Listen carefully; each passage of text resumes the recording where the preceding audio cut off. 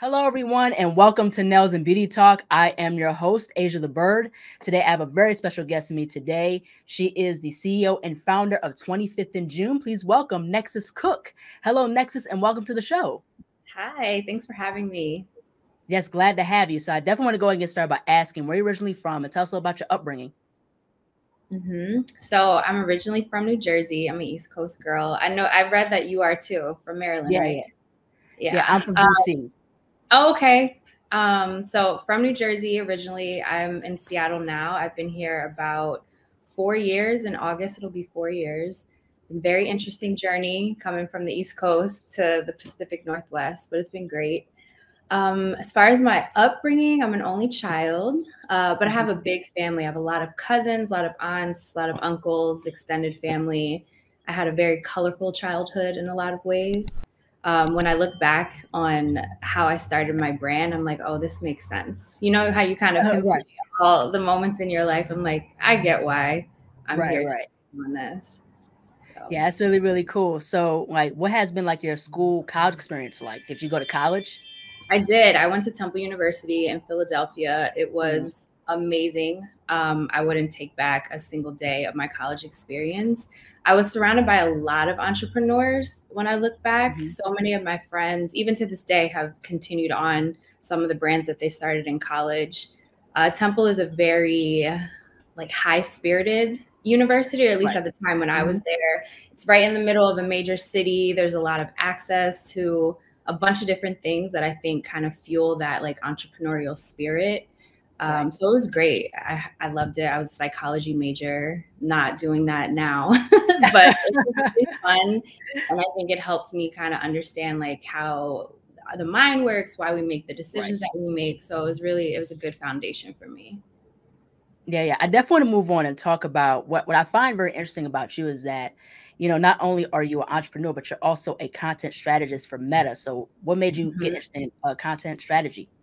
Yeah, it was kind of by accident. I really didn't have any interest in the tech world. My background, once I was working full time, is in advertising, specifically on the creative side of advertising. So I was a copywriter, a lot of creative direction, very, very fun, a lot of creative thinking, doing commercials, radio, everything you can think of.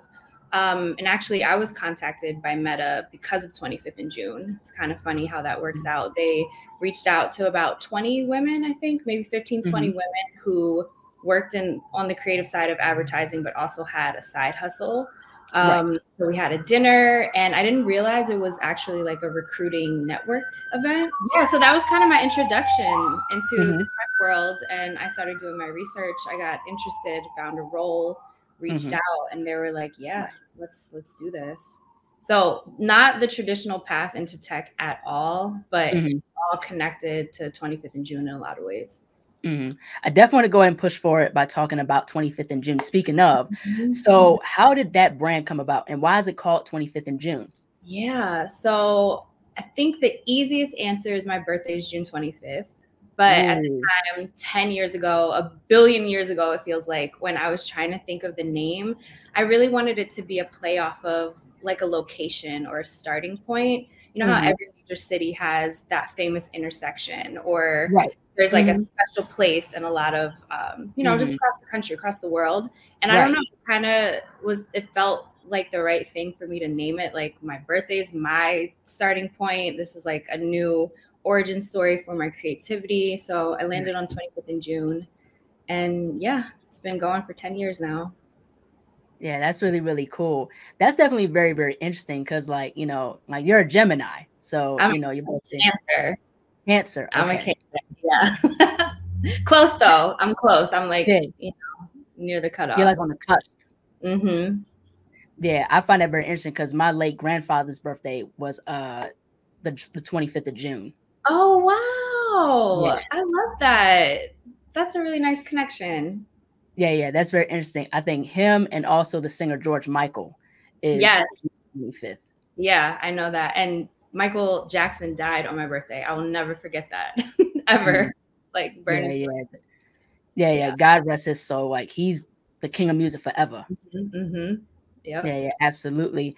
So I definitely want to get into just in regards to while building your brand, did you face any obstacles or setbacks during the journey of building your brand? Yeah. I mean, I feel like every week there's something new. Mm-hmm.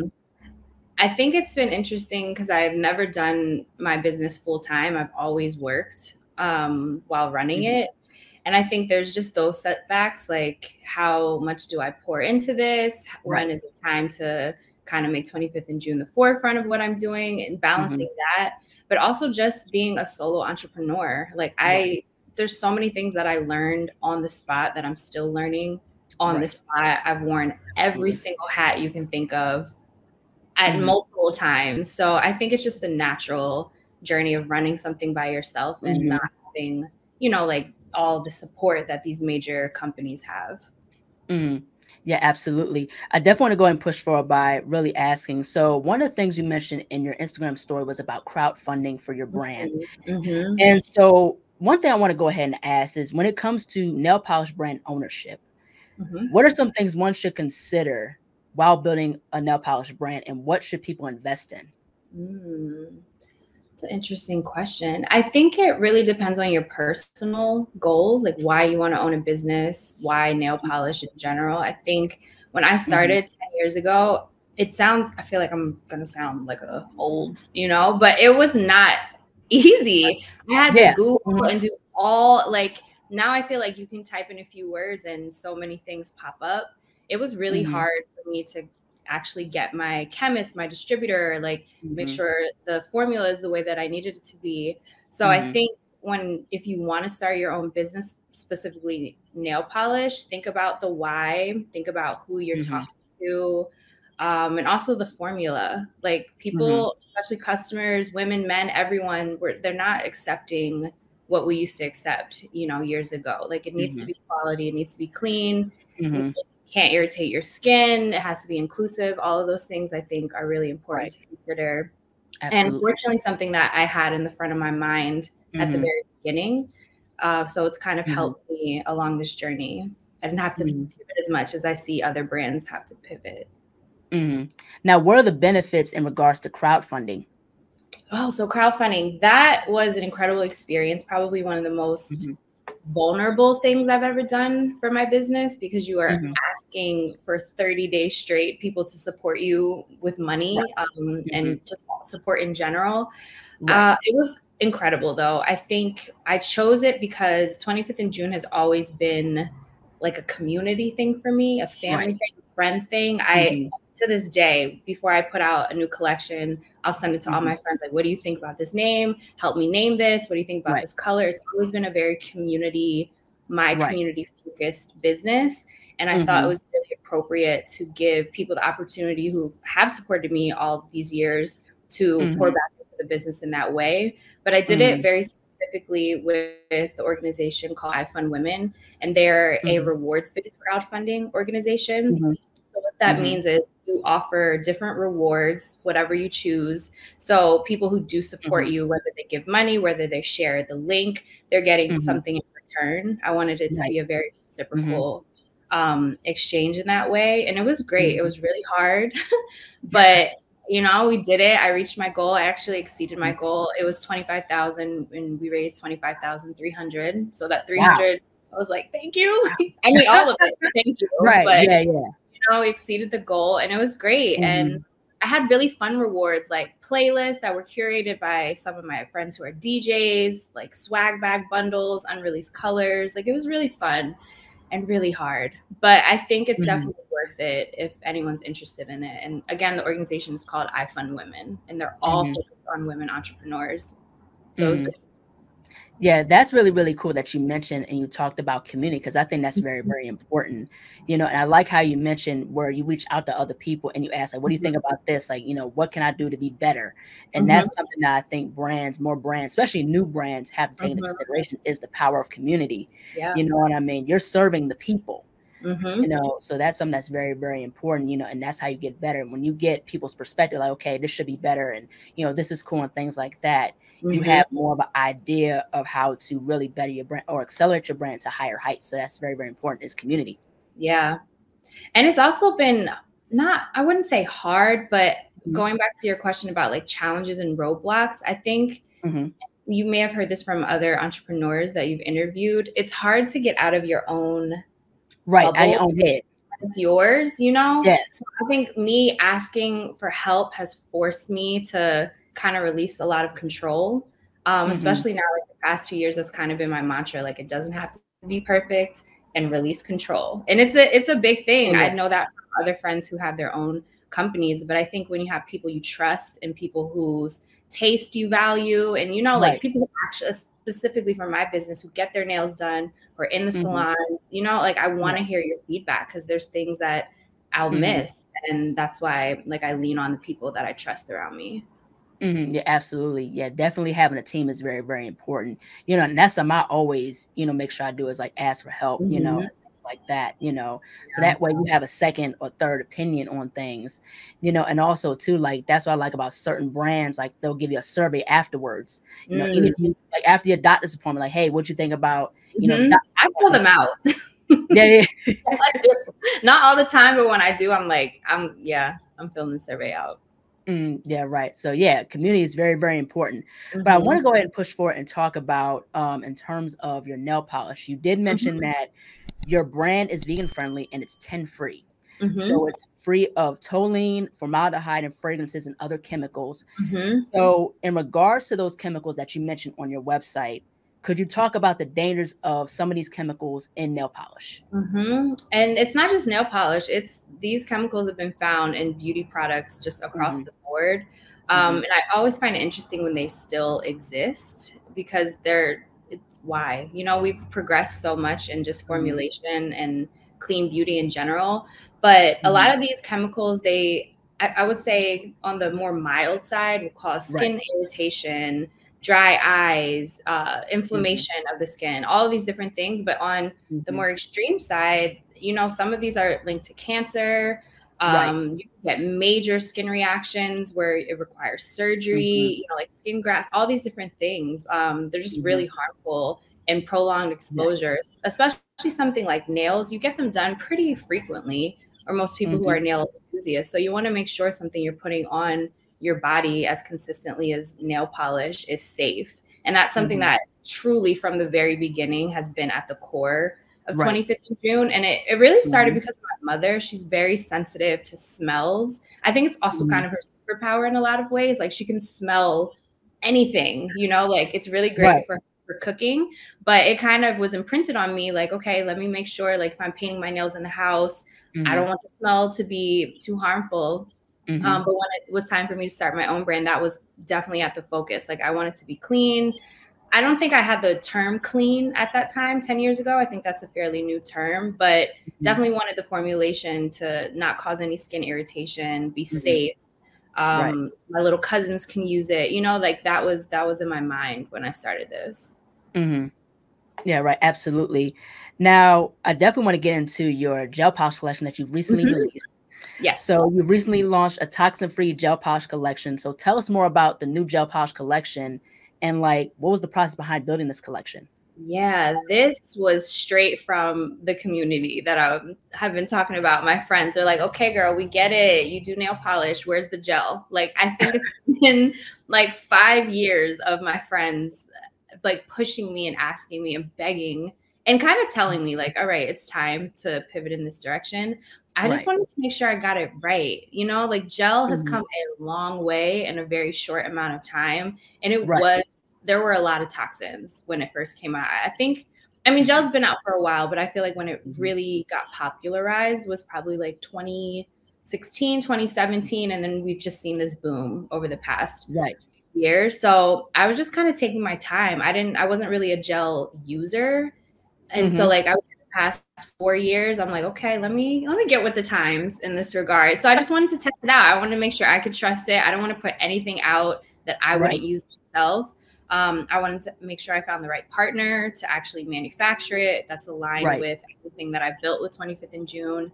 And so finally this summer, last Friday, I launched it and it's been going great. It's like I'm almost sold out on like 4 different colors. I'm really excited about it. I have some right here I can show you. This is the one I'm wearing. And I love Oh, the bond. wow. It's so sleek. Like, I don't know, this was really fun for me to put together. It had been a while since I did something very new in this way, like picking out a new bottle and new colors. It was fun. It's cute. Wow. Yeah. Yeah, congratulations. Thank you. Do you wear gel? I do sometimes. For the most part, I keep them like, polish free because I work with my hands a lot. Yeah. So, that's the thing. So certain times I do gel polish, and stuff like that. Yeah, I get it. Yeah. So that's really, really cool. Congrats again. Thank you. Yeah. So I definitely want to go ahead and really talk about the process in regards to naming your nail elixirs and your nail polishes. So what is the thought process behind naming some of your, nail elixirs? Like, do you have a specific theme in mind? Like, what's the process? It really, it depends on my mood. I am a Cancer, like we said before. So honestly, I'm kind of just inspired by what's going on in my life, themes around my close friends.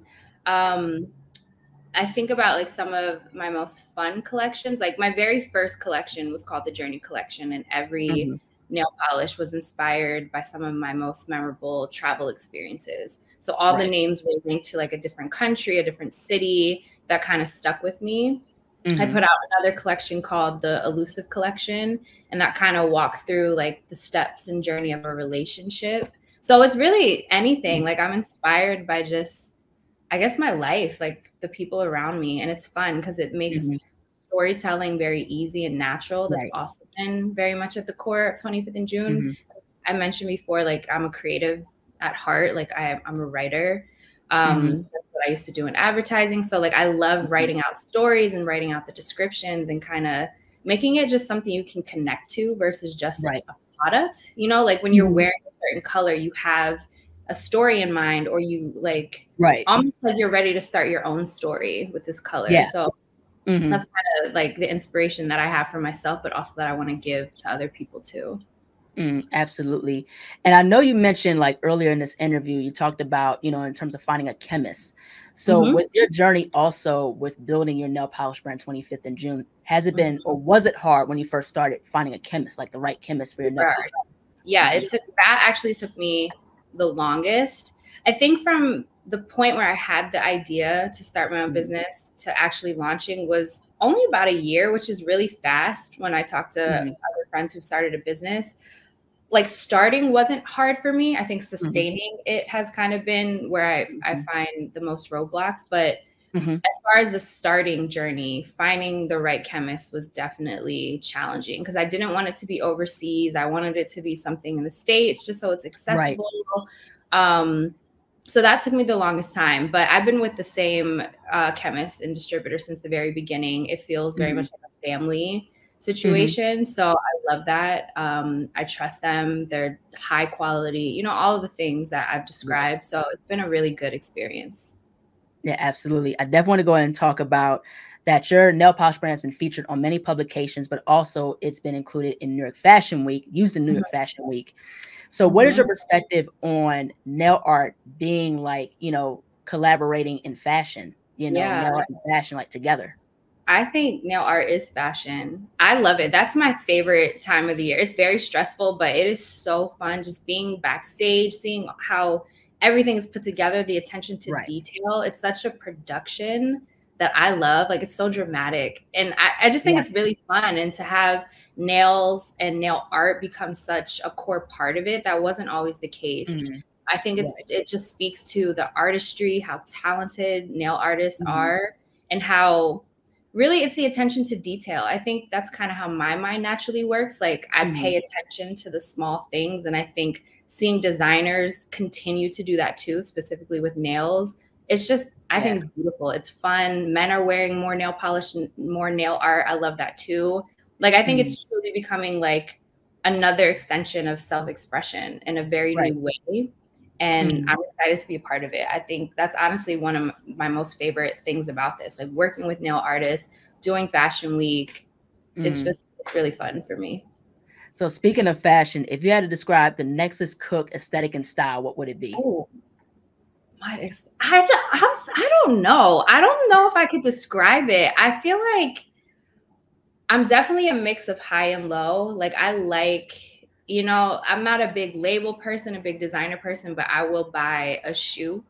You know, I love a good shoe, but I'll have on like, you know, a dress from wherever, like I'll thrift. You know, like I think, I don't know, I feel very powerful when I feel feminine the way I describe it. I think I would probably describe my aesthetic as like I don't know, maybe a powerful feminine. I don't know if I can put it into words. I'm really moody. I think I keep stressing that. It's really wherever my mood is for the day is kind of how I dress. Yeah, I like the braided hairstyle you have, and then like the pink glasses and the pink top, and you got the pink nails, and yeah, I'm doing a lot. It's really girly. yeah, like that girly summer vibe. I really like that. Thank you. Yeah, absolutely. Now, what would you consider to be like your favorite, you know, top 3 nail trends? I love holographic nails. I think they're so cool and so futuristic. And I'm always drawn to them every time I see them. I think those are so cool. I really like, I don't know the name of it, or if I did, I forgot it, where there's a new nail art trend where people are drawing like really elaborate, almost like art pieces across the nails and then covering it up. And you can only see it in like a black light. I think that is so cool because when you at first glance, it'll just look like a solid opaque nail and then make a whole work of art. I think the best example, I don't know if you've seen it, was for Renaissance. Yeah, I've seen it. Yeah. Yeah, that is incredible to me. It's like, that is true art in my mind. I love that trend. And also I really, very simple, I love that French manicures are back. I think they're so easy and simple and like, you know, sleek. I love a good French manicure. Yeah, that's really, really cool. Yeah, French is, you know, that never goes out of style. Yeah, it's very classic. Also, to like, you know, the airbrushing, you know, yeah, so that's really cool. You know, all these trends are, you know, coming and going and then coming back, and you know, people are using it in a different way, a modernized way. Yeah, I think it's really cool. Yeah, it's really, really cool. So, how have you been able to balance being a nail brand entrepreneur with everyday life? I don't know if balance would be the word. It kind of just is. I think I've been doing it for so long that it just is. And I've been really fortunate in my like professional working life to have people who support me. Like I've never really had to hide the fact that I have my own business. And when I've told people at my job, I'm often like elevated or supported in that space. I remember my very first advertising job, I told my vice president at the time, I don't even know what made me do it. And like that week, she made me do a presentation to our entire team. And I was like, I don't know what I'm doing, but it was great for me. It was like our early practice of like pitching myself and explaining why I started. So I think I've always been able to kind of exist with it being a part of me. Like it's not ever really been something I had to hide since I started it. So I don't know. I don't know if that's balance, more so it just is. It's just part of who I am and what I do. Now, what are some things that you've learned during your journey being a beauty entrepreneur, but also to what are some things that you found the most rewarding? I've learned ask for help. Please. You know, I'm like talking to myself now as I'm saying it. Ask for help. You can't do everything well, no matter what you think you can do. That's something I really struggle with. Making sure that you find people that you trust who do whatever they do really well and just let them do it. That's been a big thing that I had to learn the hard way many times. And the most rewarding, I think, just honestly being able to be creative in any way that I want to. Like, this is mine and I'm not beholden to anyone but myself and, you know, the people who support me. So I think that's been a really scary, but also rewarding part of it, that I can truly create whatever I want to with this brand. But that also can be a little scary at times too. Yeah, right. Absolutely. And that's something I still work on is, you know, asking for things like that, you know, because the thing is, you know, with being a nail artist or being like an entrepreneur in itself, you know, if not both, it's like, you know, you're wearing so many hats and you could take on so much, you know, so you got to ask for help at some point before you risk burning yourself out. I've done that a couple times where I was just the hat lady. Like I wouldn't take any of the hats off. And it's like, it's just not sustainable. And you can see where like the quality of what you're trying to do suffers because, you know, you can't do all things all the time in all the ways. So I understand that for sure. Right, exactly. And I like how with now, you know, mental health is more talked about, you know, more than ever because you know, I think that does play a huge role, you know, in terms of like the burnout is mental health, you know, and sometimes you do need to take a step back and take a break, you know, and just be like, let me just like keep it cool or let somebody else handle it and things like that. Yep. So I like how people are more talking about it now more than ever. I do too. And it's necessary. And I think it gives people the space to, when they take a break, you can come back more energized, like you're more passionate about it because it doesn't feel so heavy anymore. Yeah, absolutely. I totally agree with that. Now, last but not least, where could people find you on social media and how can people support and contribute to 25th in June? Yes. So our Instagram is 25th in June, the number 25 THANDJUNE. And our website is the same thing, 25thinjune.com. And once you go to the website, you'll see the beautiful new gel collection. I'm so excited about that. And yeah, and then my personal is Next on the Beach. Please don't judge me. I've had it forever. But yeah, those are our socials. That's really cool. Thank you so much, Nexus, for jumping on the show. I love what you're doing. I've heard 25th in June. I love what you're doing. Congrats again on the gel polish collection that you've released. And I've really enjoyed our conversation, you know, getting to know your story, you know, the birth of your brand and things like that. So keep doing what you're doing. You know, it's really, really cool. And just thank you so much. Thank you. Really appreciate it. It's been really fun. Yeah, thank you. Take care. Okay. Bye. Bye-bye. Bye-bye. Hello, everyone. Thank you all so much for watching. Please like, comment, share, and subscribe to the channel.